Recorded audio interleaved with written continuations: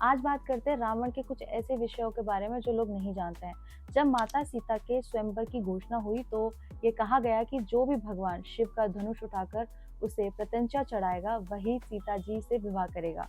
वह धनुष इतना भारी और शक्तिशाली था कि माता सीता के सिवा कोई उसे हिला भी नहीं सकता था। बिना बुलाए रावण भी वहां आ गया। वह अहंकार भरकर धनुष उठाना चाहता था क्योंकि वह भगवान शिव का परम भक्त था और वह उस धनुष को अपने पास रखना चाहता था। लेकिन जब उसने उसे उठाने का प्रयास किया तो वह असफल रहा। धनुष हिला तक नहीं और रावण का अहंकार चूर चूर हो गया। वह सीधे कैलाश गया और भगवान महादेव से पूछा, हे भोलेनाथ, मैंने तो आपकी भक्ति की है, फिर भी उस धनुष को क्यों नहीं उठा पाया। तब महादेव मुस्कुराए और बोले, रावण, जो तेरे पास है उसमें संतुष्ट रह। अगर तू कर्मों से भ्रष्ट होगा तो न मेरी भक्ति तुझे बचा पाएगी न मैं स्वयं। भक्ति तभी फल देती है जब मन शुद्ध और कर्म सच्चे हो।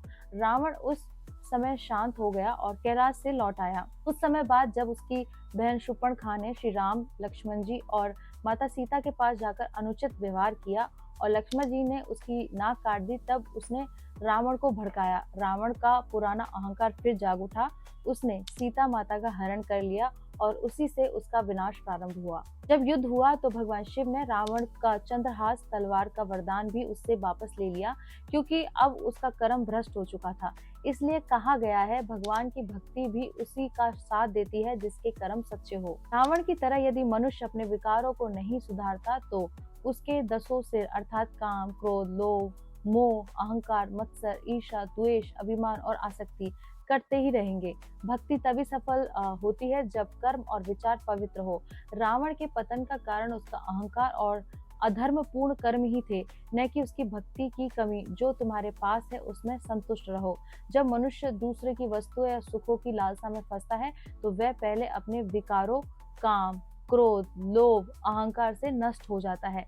ऐसे व्यक्ति से धीरे धीरे भगवान की कृपा भी हट जाती है और उसका पतन निश्चित हो जाता है। रावण इसका जीवंत उदाहरण है। उसके पास ज्ञान, शक्ति, भक्ति सब कुछ था, फिर भी वह माता सीता पाने की इच्छा में अधर्म के मार्ग पर चला गया। वही उसका सर्वनाश बन गया। तो भगवान की कृपा और साथ केवल उन्हीं को मिलता है कर्म शुद्ध, विचार निर्मल और हृदय विनम्र होते हैं।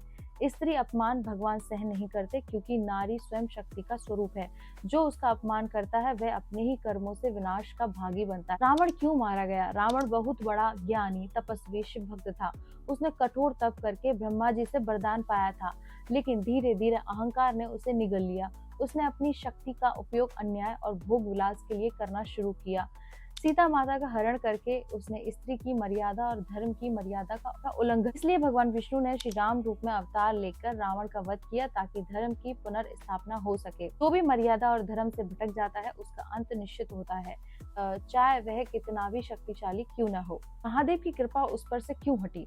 रावण ने महादेव की भक्ति में अपने सिर एक एक कर अर्पण किए थे, जिससे प्रसन्न होकर भगवान शिव ने उसे अति महाबल और चंद्रहास तलवार का वरदान दिया। परंतु जब रावण ने इन्हीं वरदानों का उपयोग अहंकार, अधर्म के लिए किया, तब शिव जी ने अपनी कृपा वापस ले ली।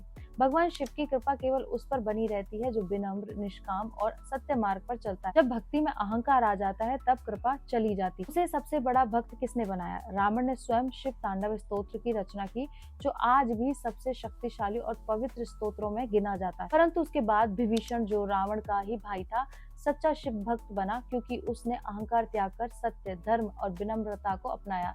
इसलिए महादेव ने विभीषण को भक्तराज की उपाधि दी और उसे लंका का राजा बनाया। रावण मरा अहंकार से, कृपा हटी अधर्म से, भक्ति अमर हुई विनम्रता से। रावण को भगवान महादेव से अनेक वरदान और अस्त्र प्राप्त थे, लेकिन उनके साथ ही उसके कर्म और अहंकार ने अंत में सब कुछ छीन लिया। महादेव से मिले प्रमुख वरदान उसके कौन कौन से थे? रावण ने घोर तपस्या कर भगवान शिव को प्रसन्न किया था। उसकी भक्ति इतनी गहरी थी कि उसने अपने दिल चढ़ा दिए। शिव भगवान प्रसन्न होकर उसे कई वरदान दिए, अतुलनीय बल और पराक्रम, कोई भी देवता, दानव, यक्ष उसे पराजित न कर सके, अमरत्व के समान दीर्घायु, केवल मनुष्य और वानर उसकी मृत्यु का कारण बन सकते थे, बाकी उसे कोई भी नहीं मार सकता था। तीसरा, चंद्रहास नाम की दिव्य तलवार, स्वयं महादेव ने उसे यह अस्त्र दिया जो अजय थी। चौथा, माया और तंत्र की विद्या, जिससे वह रूप बदल सके, आकाश में उड़ सके और भ्रम फैला सके। पांचवा, अग्नि, जल, वायु और अस्त्रों से अभय, कोई भी साधारण अस्त्र या प्राकृतिक तत्व उसे न जला सके न डुबा सके। छठा, अमर किला लंका जो सोने की बनी थी और जिसमें कोई दुश्मन प्रवेश नहीं कर सकता था। सोने की लंका अभेद्य थी।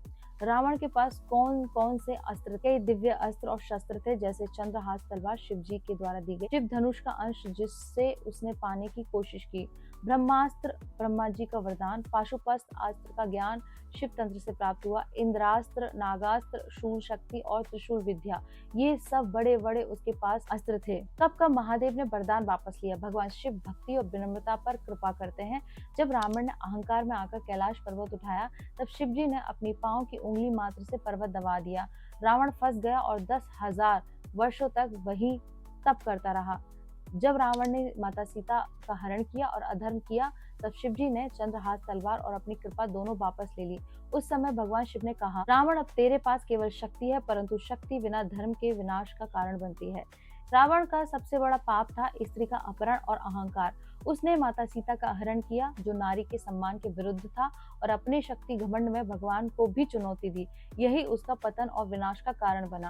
रावण के अच्छे कर्म कौन से थे? हालांकि रावण पूरी तरह अधर्मी नहीं था, उसने कई महान कार्य भी किए। शिव तांडव स्तोत्र की रचना की, जो आज भी सबसे शक्तिशाली स्तोत्र में से एक है।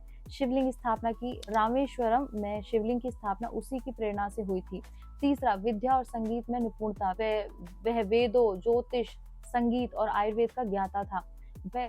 वह ज्ञानी और दानी राजा भी था।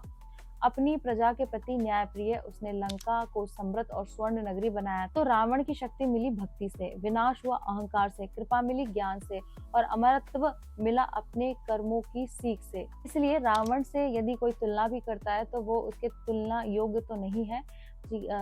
रावण से बहुत कुछ अच्छा सीखा जा सकता है और रावण से बहुत कुछ बुरा सीखा जा सकता है, और उसके कर्मों के बाद उसको जो फल प्राप्त हुआ उससे भी आप सीख सकते हैं कि रावण ने ये किया तो उसको क्या प्राप्त हुआ और उसने सही किया तो उसको क्या प्राप्त हुआ।